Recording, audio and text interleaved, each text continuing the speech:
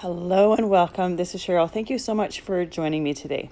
If you saw my last video, you saw me doing a watercolor technique with an embossed background, and I just really loved how that ink kind of seeped out. So I'm doing a version of that with this one.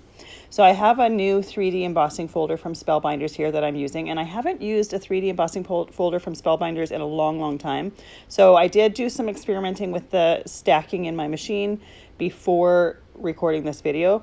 So I have my multi-purpose platform with the top tab open, and I did need to fold up some Neenah index stock, which is not the same as the cover stock. It's a little bit thinner. I folded that up and I just changed the pressure so that there was enough pressure to get that texture in my embossing folder. I did still mist both sides of the paper with water before putting it in my folder, and I am using watercolor paper because I wanted to do watercolor on it afterwards. So the colors that I am coloring on my embossed piece of paper here are distress reinkers, and I just like them because you get a lot of pigment in the color, so you can get a really dark shade of the color or a really light shade of the color if you add enough water to it. Now, I don't think I said what the name of the embossing folder is. I think it's called Beautiful Blooms, but I will put links and lists to everything that I'm using in the description down below. So if I've got the name of it wrong, it'll be listed down there, the correct name.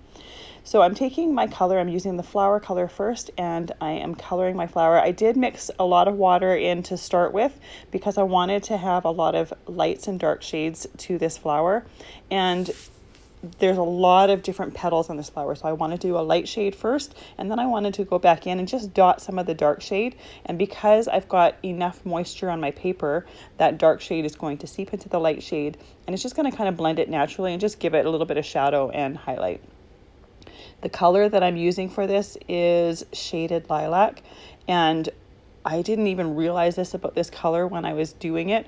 My daughter chose the color, and I absolutely loved it. I have been tending to go to the same pinks and purples and blues lately, so I wanted to make sure that I was doing a different color, so I let her choose the color palette for this card, and I really love this particular shade. But what I was going to say is, as this dries, you get some pinks coming out of this color that I didn't even know it was going to do, and I absolutely loved it. So I will show that to you once the piece is completely dried. And once I've got my flowers done, I'm using some bundled sage for the leaves and the stems. Now, because I've misted my paper, it is going to seep out, but that is the look that I was going for here. I really like it. If you don't want your color to seep out like this, just don't mist it with water while you're going, and it will stay where you put it. I wanted to see that look because in the last card that I made, the piece, it wasn't the technique that I was going for, but I just really loved the look of it seeping out, and I just thought it might be fun to do a very loose embossed card with some loose watercoloring on it that the ink is seeped out. So I'm just going right over top of all of the leaves and stems, and once I've got the light color down, I'm going to do the same as the flowers. I'm going to dot some of the pure color without diluting it with water in some of the darker areas, so the base of each of the leaves, just get a little bit of light and shadow in the greenery as well. Now, I'm using embossed cardstock here because I just love the dimension you get with it when the paper is embossed, but you could do this with a stamped image as well. If you used a permanent ink like a StazOn or archival ink and just stamped an image and then misted your paper and colored this way, you would get the same similar look with the colors seeping out. But I just wanted to have some texture and dimension, and I had just gotten this embossing folder and was itching to use it. So I tend to go with Sizzix embossing folders, but I've just found a bunch of Spellbinders ones lately that are just absolutely gorgeous. So I've invested in a couple of them and just had to play with them. So I really liked how the flowers and greenery looked on their own. But in my head, when I started this project, I wanted to do a blue background, so I continued to do this. Now, once it had dried, the background ended up turning a little bit of a green tone that it was okay, but it wasn't the vision I had in my head. So after this one dried, I did off screen do another one with a plain background that you probably saw at the beginning. So one of them has a blue background and one of them has just the watercolor paper color background. And I think both of them ended up really, really nice, but I did kind of like the plain background better. The other reason I did the second one is when I was putting this in the embossing folder, I didn't pay attention to which way my paper was facing. So when I embossed it, I actually have the back of the paper, which has got a little bit of a different texture to it, that's facing front. And it's one of those things that you wouldn't even see on camera, and I could probably have gotten away with not even saying it. But just a reminder, if you want a certain side of your paper showing, make sure you put it in the embossing folder so that once it's dry, you've got that paper on the right side of your paper, the side that you want to paint, the side that you want to be visible. Just a reminder to double check your paper when you're putting it in your embossing folder so that you get the right side or the side that you want showing. So I'm going to continue to add a little bit of ink to my piece till I've got it how I want, and then I'm going to let it completely dry. You may have noticed at the beginning I did mist my surface underneath the paper as well, and I like to do that because it kind of suctions it into place and helps to hold it. So it does take a little bit longer to dry that way, but I like it staying flat while it's drying. And you see how here it's completely dried, how there's some pinks that seeped out of that purple. I absolutely love it.